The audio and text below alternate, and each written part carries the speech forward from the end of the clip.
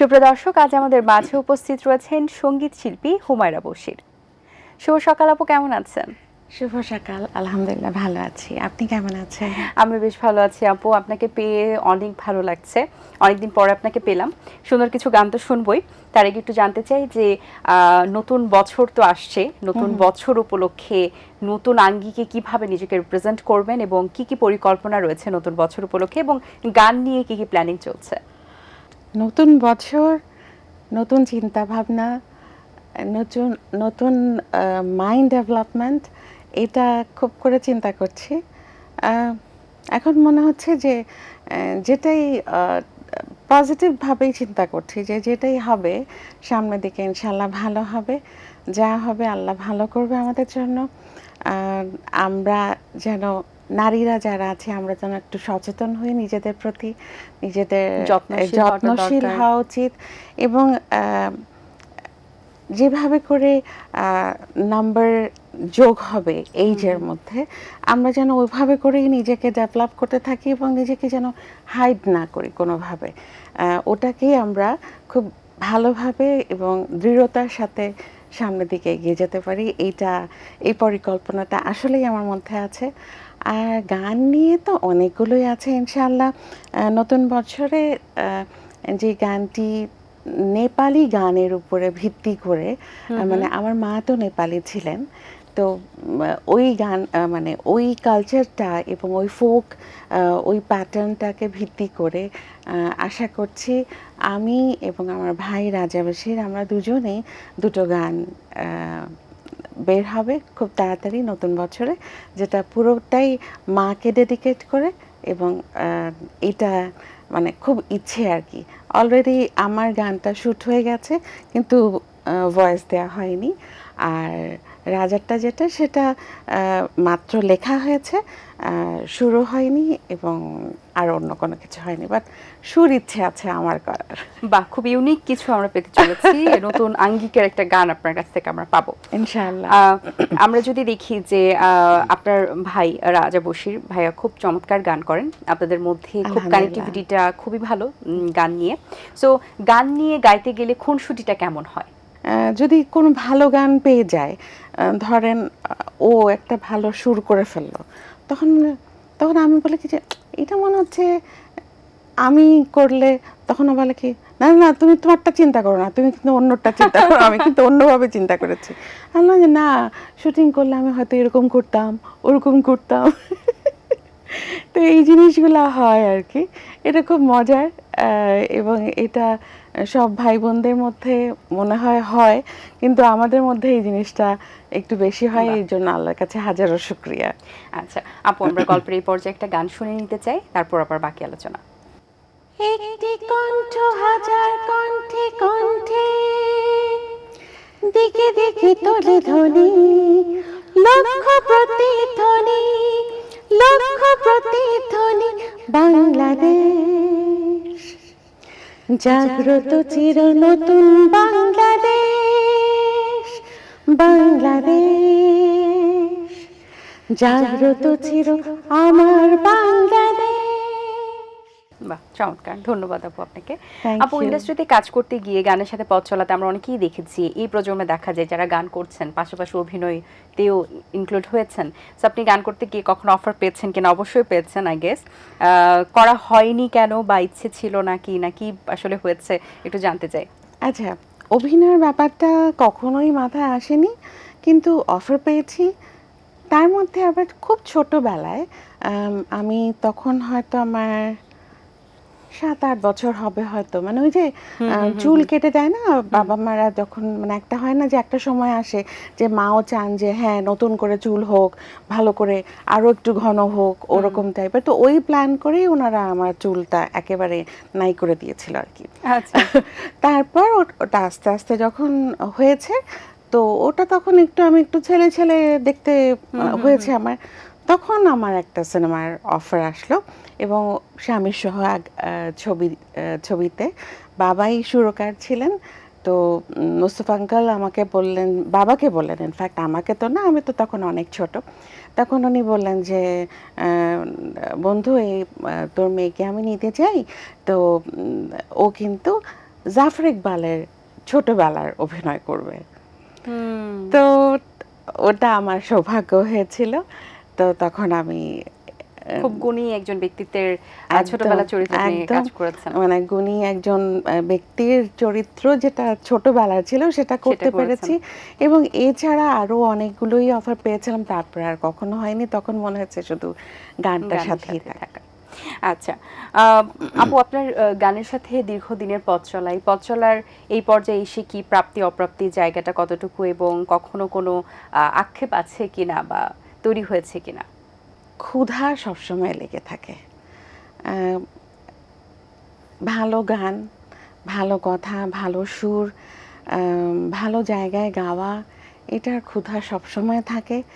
আর একটা শিল্পীর যদি এই ক্ষুধাটা যদি চলে যায়, আমি নিজেকে শিল্পী বলছি না, এত বড় কিছু হয়ে যায়নি আমি, শুধু আমি কিছু একটু গান গাইতে পারি এবং এটা বাবা মায়েরই আশীর্বাদ যে একটু আল্লাহ গলা দিয়েছেন, ওইটুকু দিয়ে আমি যতটুকু গাইতে পারি আর কি। তো এই ক্ষুধাটা আমার মনে হয় সবসময় সবারই থাকে। তো আমার একটু মানে এই ধরনের সবসময় থাকে। আর অপ্রাপ্তিটাকে নিয়ে যদি চিন্তা করি তাহলে আর প্রাপ্তি যেটা আমার হয়েছে সেটাকে আমি অনেক ছোট করে ফেলবো। সো আমি এটা চাই না। আমি চাই যে আমার পথ চলাটা খুব সুন্দর হোক। বন্ধুর পথ তো থাকবেই, কিন্তু আমি চাই যে সিল্কন একটা পাথওয়েতে আমি হাঁটতে পারি এবং ওখান থেকে আমার ইনশাল্লাহ সবই ভালো হবে। পজিটিভ চিন্তা করি, পজিটিভভাবে সামনের দিকে এগোই, সব কিছু পজিটিভ। আচ্ছা বাহ, এত সুন্দর কথার পরে একটা সুন্দর গানও শুনে নিতে ইচ্ছে করছে। আচ্ছা, ওই যে কিছুক্ষণ আগে বলছিলাম যে আমার ভাই রাজা বশির, ও হঠাৎ করে একটা গান আমাকে মানে সুর করেছে, নতুন করে সুর করেছে। আমাদের একটা প্রোগ্রাম হয় মেলোডি জাংশন, তো এটা ইউটিউব চ্যানেল হয়, আমাদের সারগাম সাউন্ড স্টেশন থেকে আসে। তো এটা প্রত্যেক মাসে নতুন করে একটা গান হয়। এটাও কিন্তু একটা বড় ইনিশিয়েটিভ বলবো আমাদের তরফ থেকে, যে প্রত্যেক শিল্পী কিন্তু একটা মৌলিক গান, তার মৌলিক গান পায়। তো এটাও কিন্তু অনেক বড় একটা প্ল্যাটফর্ম বলবো আমি, যে মৌলিক গান তো আসলে খুব জরুরি একটা শিল্পীর জন্য।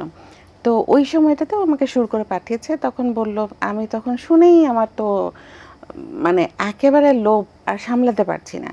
তখন আমি বললাম যে এটা কাকে চিন্তা করছো, করলে তো বলে কি যে না না, তোমাকে আমি চিন্তা করছি না, তুমি চিন্তা করো আমি কাকে দিয়ে খাওয়াবো। তখন বলে আচ্ছা ঠিক আছে। তখন আমি কিছু নাম বললাম, ও কিছু নাম বলল। কাকতালীয়ভাবে যার নাম হলো, তার হঠাৎ করেই গলা বসে গেছে, একেবারেই মানে সে কথাই বলতে পারছেন না, এবং উনি অনেক গুণী শিল্পী, নামটা বলছি না আর কি।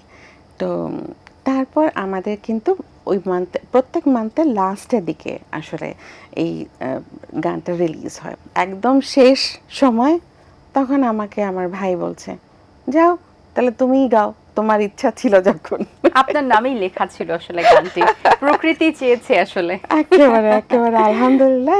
এই গানটি শুনে নিতে ইচ্ছে করছে এখন আরো বেশি এক্সাইটেড গানটা। তাহলে এই গানটি গাই। এটা আসলে একটা ভোরেরই গান, সকালের গান।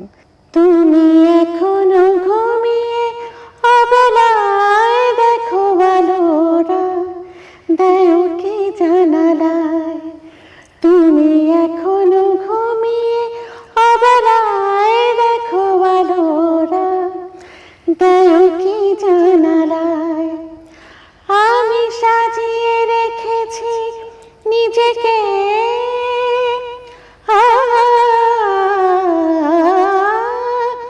আমি সাজিয়ে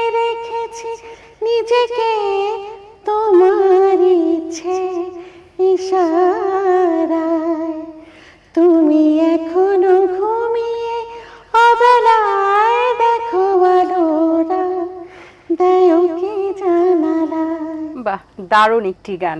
এবার বুঝতে পারছি কেন গানটির উপরে আপনার একটু আকর্ষণ কাজ করেছে। আসলে গানের কথা, সুর চমৎকার এবং আপনার কণ্ঠে আরো বেশি সুন্দর লেগেছে। Thank you so much. Prakriti চেয়েছিল গানটা আপনার কাছে আসুক, এইভাবে আসলে চলে এসেছে। আল্লাহর ইশারা।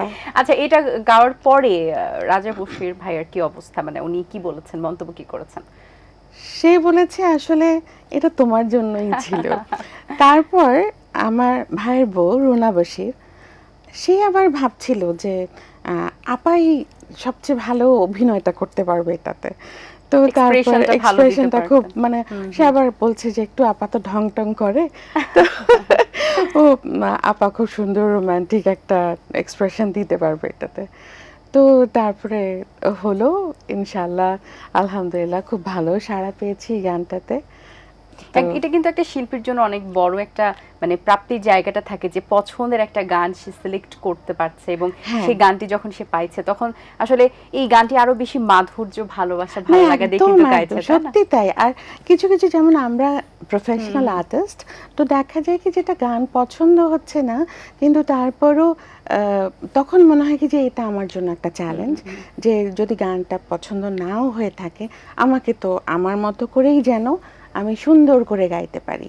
কারণ হচ্ছে যে অনেক প্রফেশনাল আর্টিস্ট যারা বাবা কি বলেন বা মাকেই বলেন, ওনারা অনেক অপছন্দের গান হয়তো পেয়েছেন, তখন কিন্তু ওনারা পিছপা হয়ে যাননি, যে বলেননি যে না আমি এটা করব না। উনি কিন্তু ওনারা করেছেন এবং ওই গানগুলো আরো হিট হয়েছে। তখন আমি ভাবতাম যে এটাও আমার একটা শিক্ষণীয় বিষয়, যে এটা যদি আমি আরো আমার মতো করে আমি যদি আরো সুন্দর করে গাইতে পারি, প্লাস সুরকার যেটা চাইছেন সেটা যদি আমি অ্যাড আপ করতে পারি, তাহলে নিশ্চয়ই গানটি ভালো হবে। বা আপু, গান নিয়ে তো ভবিষ্যৎ পরিকল্পনা সকলেরই থাকে এবং গানের কথা বলছিলেন যে আপনি গান নিয়ে কাজ করছেন, কি চিন্তা ভাবনা রয়েছে যে গান একদম কি আসলে জীবনের লাস্ট পর্যন্তই নিয়ে যাবেন নাকি কখনো ছেড়ে যাওয়ার ইচ্ছা আছে কিনা? এটার কোনো মানে এটা আসলে কখনোই চিন্তা করি না। এটা আমাদের পরিবার থেকে আমার ভাই, আমার মনে হয় যে এই যে রন্ধ্রে রন্ধ্রে সুর আছে, তো এইটা আসলে ছেড়ে দেওয়ার মতো না এবং আমার মনে হয় না কখনো এটা ইনশাল্লাহ এরকম কিছু হবে।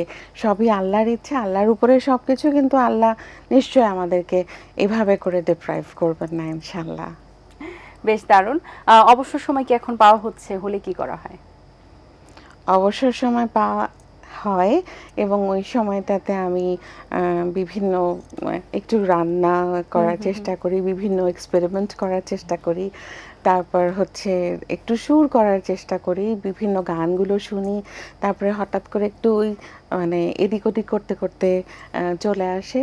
আর আমার ছেলে সারগাম তো আছেই, ওর নানা রকমের আবদার থাকে, তো ওইটাকে আমি আমার অবসর সময় বলবো না, ওর পিছনেই আমার চলে যায় তখন সময়টা।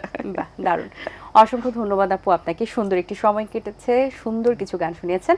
অনেক শুভকামনা রইল আপনার জন্য, ভালো থাকবেন সবসময়। Thank you so much. আপনাকেও অনেক ধন্যবাদ, এটিএন বাংলাকেও অনেক ধন্যবাদ।